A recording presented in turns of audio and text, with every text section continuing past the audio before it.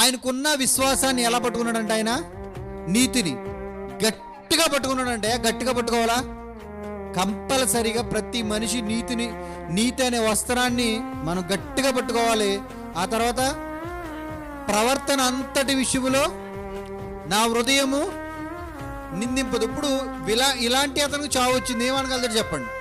అతను హృదయం చెప్తుంది ఏమని? ఏ దోషం లేదని. ఇప్పుడు అతను డైరెక్ట్గా అప్పగించగలుగుతాడో లేదు దేవునికి? నేను ఎందుకు చెప్తానండి మాట? మృత్యువు ఈ క్షణమే రావచ్చండి, మనం చెప్పలేము. ఈరోజు మనం చూడకోకుండా వెళ్ళిపోవచ్చు.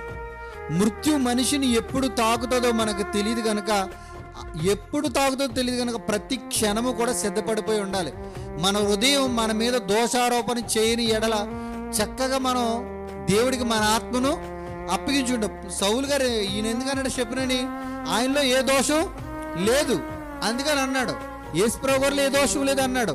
ఈరోజు నాలో నీలో ఏదైనా దోషం ఉంటే ఆ మాట అనలేము. ఎందుకంటే హృదయం ఏం చేస్తా చెప్పండి? అడ్డుపడుతూ ఉంటుంది. ఎందుకంటే నువ్వు ఈ తప్పు చేసావు, నువ్వు ఈ తప్పు చూసావు, ఈ తప్పు మాట్లాడావు కనుక నీ ఆత్మ ఎల్లదు అని ముందుగానే ఆత్మ చెబుతూ ఉంటుందండి. నిజంగా అపోస్తులు కూడా వారి ఆత్మను అప్పగించారా? చివరి టైంలో అంటే అప్పగించారండి.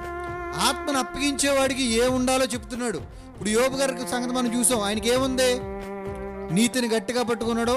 ఆయన ప్రవర్తన అంతట్లో ఆయన హృదయం ఆయన మీద దోషారోపణ చేయట్లేదు. నిజంగానే అంటాను, మనము కూడా ఏదో రోజు చనిపోయేవారువే కదండి. మనము కూడా ఏదో రోజు చనిపోతామన్నప్పుడు నీతిగా ఉంటాక ఏమైనా ₹1,00,000 ఖర్చు అవుతుందా?